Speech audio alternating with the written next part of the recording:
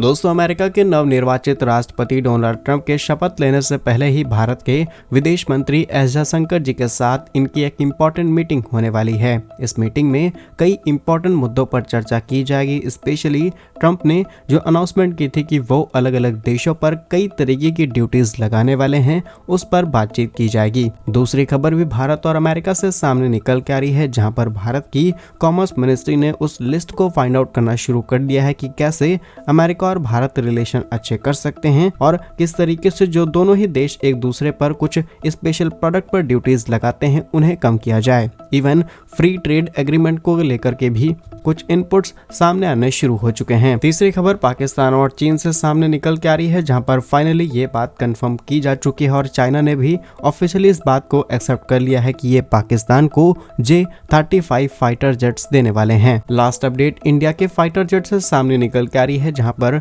मिधानी जो कि भारत की एक मेटल कंपनी है, इसने फर्स्ट बैच डिलीवर कर दिया है टाइटेनियम और कुछ सुपर एलॉयज का तेजस MK2 के लिए। और इस टाइटेनियम और सुपर एलॉय का इस्तेमाल air frame and structural parts को मैन्युफैक्चर करने के लिए किया जाएगा। आइए आज के इस वीडियो में सारी इंपॉर्टेंट अपडेट डिटेल्स में आपको बताते हैं। यदि आपको हमारी ये न्यूज सीरीज पसंद आ रही है तो इस वीडियो को लाइक और चैनल को सब्सक्राइब जरूर कीजिएगा। सबसे पहले भारत और अमेरिका से आ रही अपडेट की बात की जाए तो खुद अमेरिका की तरफ से इस बात को कंफर्म किया गया है कि भारत के external affairs minister S Jaishankar US visit पर जाने वाले हैं और वहां पर वो जाकर के ट्रंप एंड बाइडेन एडमिनिस्ट्रेशन के ऑफिशियल्स के साथ मुलाकात करेंगे। और रेफरेंस के लिए द हिंदू का आर्टिकल आप अपनी स्क्रीन पर देख सकते हैं। डिटेल्स की बात की जाए तो विदेश मंत्री 24 से 29 दिसंबर 2024 तक अमेरिकी यात्रा पर रहेंगे। जानकारी के लिए आपको ये भी बता दें कि अमेरिका के नए राष्ट्रपति डोनाल्ड ट्रंप के चुनाव जीतने के बाद भारत की तरफ से अमेरिका में होने वाली ये एक पहली हाई लेवल मीटिंग होने वाली है। बट इसकी इंटरेस्टिंग बात यह है कि ट्रंप ने अभी तक शपथ नहीं ली है, उससे पहले ही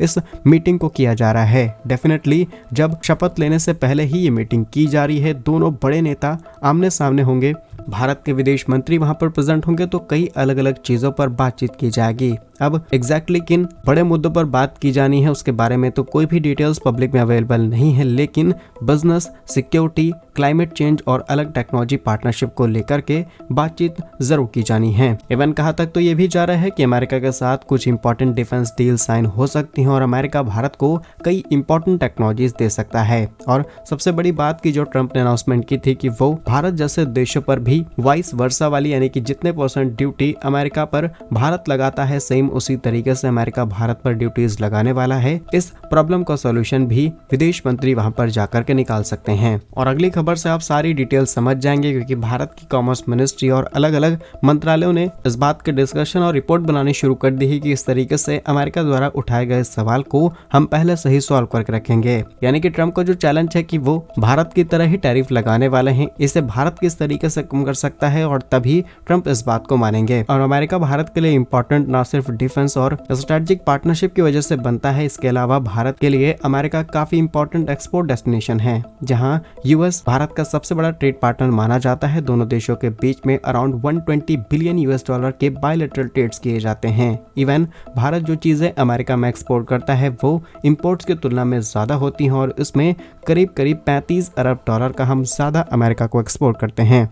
और ट्रेड सरप्लस का मतलब है कि आपके देश के अंदर गुड्स एंड सर्विसेज काफी अच्छे से प्रोड्यूस हो रही हैं, काफी अच्छे आपके लिए एक्सपोर्ट्स के रास्ते खुले हुए हैं और इससे भारत का विदेशी मुद्रा भंडार बढ़ता है और फिर उसी पैसे का इस्तेमाल हम अलग अलग टेक्नोलॉजीज और चीजों को इंपोर्ट कराने में खर्च कर पाते हैं। अगर आप भी जानना चाहते हैं कि भारत अमेरिका को कौन सी चीजें एक्सपोर्ट करता है तो मोस्टली हम अमेरिका को इलेक्ट्रिकल मशीनरी, कंपोनेंट्स और कई प्रकार के टीवी इक्विपमेंट्स एक्सपोर्ट करते हैं। इसके अलावा James and jewelleries, metals, coins ये चीजें एक्सपोर्ट की जाती हैं। फार्मास्यूटिकल्स का काफी बड़ा एक्सपोर्ट है और न्यूक्लियर रिएक्टर्स, बॉयलर, मशीनरी और पावर प्रोजेक्ट में इस्तेमाल होने वाले कई प्रकार के कंपोनेंट्स भारत अमेरिका को एक्सपोर्ट करता है। इंपोर्ट्स की बात की जाए तो फ्यूल, ऑयल और कई प्रकार के वैक्स, इसके अलावा स्टोन, ज्वेलरी, कॉइन्स भी हम अमेरिका से इंपोर्ट कराते हैं और इसमें काफी बड़ा contribution optical and surgical machinery का भी है, जिससे हम अमेरिका से भारी मात्रा में इंपोर्ट कराते हैं। लेकिन इंपोर्ट की तुलना में एक्सपोर्ट ज्यादा है और यही चीज भारत किसी भी कीमत पर कंटिन्यू रखना चाहता है। फिलहाल विदेश मंत्री एस जयशंकर जी की इस यात्रा से क्या कुछ और इम्पोर्टेंट डील भारत और अमेरिका के बीच हो सकती है, कमेंट्स में जरूर बताइएगा। नेक्स्ट इंपॉर्टेंट अपडेट भारत के लिए काफी ज्यादा चिंता वाली होने वाली है, क्योंकि चीन और पाकिस्तान अब आपस में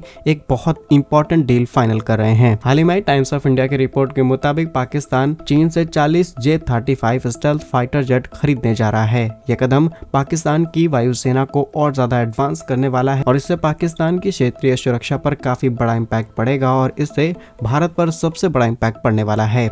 अगर J-35 की कुछ डिटेल्स की बात की जाए, जो J-35 एक 5th generation stealth fighter jet है और रिसेंटली जहां शेंगयान एयरक्राफ्ट कॉर्पोरेशन लिमिटेड द्वारा इसे तैयार किया गया है और इस फाइटर जेट में आज के समय 5th जनरेशन के जितने भी फाइटर जेट्स हैं उस तरीके की लगभग हर तरीके की टेक्नोलॉजी दी गई है और कई एक्सपर्ट्स इस बात को क्लेम करते हैं कि चाइना ने लगभग F-35 जैसे ही इसे कॉपी करके तैयार किया है। फिलहाल के लिए एग्रीमेंट्स की बात की जाए तो पाकिस्तान एयरफोर्स ने 40 J-35 विमानों को खरीदने की मंजूरी दे दी है अगले 2 सालों में और सबसे बड़ी बात कि पाकिस्तान इन्हें इसीलिए खरीदना चाहता है ताकि वो अमेरिका द्वारा दिए गए F-16 और फ्रांस के मिराज जैसे विमानों को आसानी से रिप्लेस कर पाएं। पाकिस्तान के लिए तो काफी अच्छी चीज हो सकती है, लेकिन ये हमारे देश भारत के लिए काफी बड़ी टेंशन बन सकता है क्योंकि हम अभी 4.5 जनरेशन के फाइटर जेट्स पर गेम खेल रहे हैं और जो हम अपना खुद का तेजस फाइटर जेट तैयार कर रहे हैं इसमें हमें काफी ज्यादा समय लगने वाला है। इवन भारत के सामने ऑफर्स हैं, भारत के पास बजट है,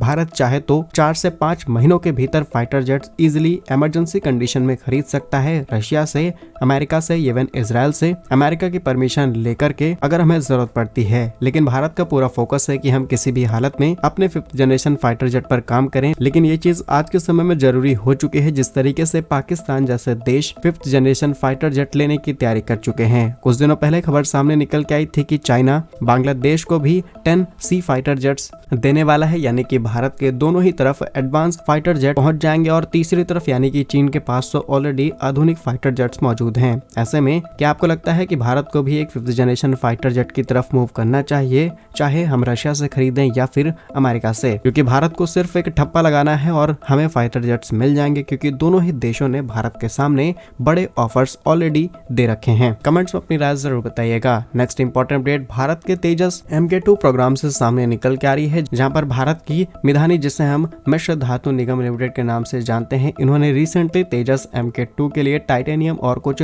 सुपर अलॉयज का पहला बैच डिलीवर किया है, जहां पर इसी टाइटेनियम और सुपर अलॉय का इस्तेमाल करते हुए इन एयरक्राफ्ट को ताकत दी जा सकती है, इनके वेट को काफी ज्यादा कम किया जा सकता है, इनकी स्ट्रेंथ बढ़ जाएगी, ये हाई टेम्परेचर को इजिली सह पाएंगे और तमाम तरीके की फैसिलिटीज इन्हें आसानी से मिलने वाली है। अगर हम मिधानी की बात करें तो 1973 में सरकार के द्वारा इसे एस्टैब्लिश किया जाता है, जो कि अलग अलग प्रकार के मेटल्स और एलॉयज को डेवलप करने का काम करते हैं और इन्हें स्पेशली डिफेंस, एरोस्पेस और अलग अलग इंडस्ट्रीज में इस्तेमाल किया जाता है। तेजस MK2 की बात की जाए तो ये भारतीय वायुसेना का एक हल्का लड़ाकू विमान होने वाला है, जिसे हिंदुस्तान एरोनॉटिक्स लिमिटेड की तरफ से तैयार किया जाएगा और पॉसिबिलिटीज अभी तक के आंकड़ों के मुताबिक यही है कि इसमें भी हम अमेरिका के इंजन का इस्तेमाल करने वाले हैं, जहां तेजस MK2 की मैक्सिमम स्पीड 1.6 मैक के आसपास रहने वाली है और इसमें कई प्रकार के हथियारों को आसानी से इंटीग्रेट किया जा सकता है। फिलहाल इस रिपोर्ट से हमें 2 चीजें जानने को मिलती हैं, जहां एक तरफ हम ऐसी क्रिटिकल टेक्नोलॉजीज को अभी तक इंपोर्ट करा रहे थे, उन्हें फाइनली भारत ने डेवलप करना शुरू कर दिया है, तो हमें इंपोर्ट के भरोसे नहीं रहना पड़ता। क्या कुछ राय है आपकी इस पर कमेंट्स में जरूर बताइए। भारत कैसे ही वीडियोस पाने के लिए वीडियो को लाइक, चैनल को सब्सक्राइब जरूर कीजिए। वंदे मातरम, भारत माता की जय।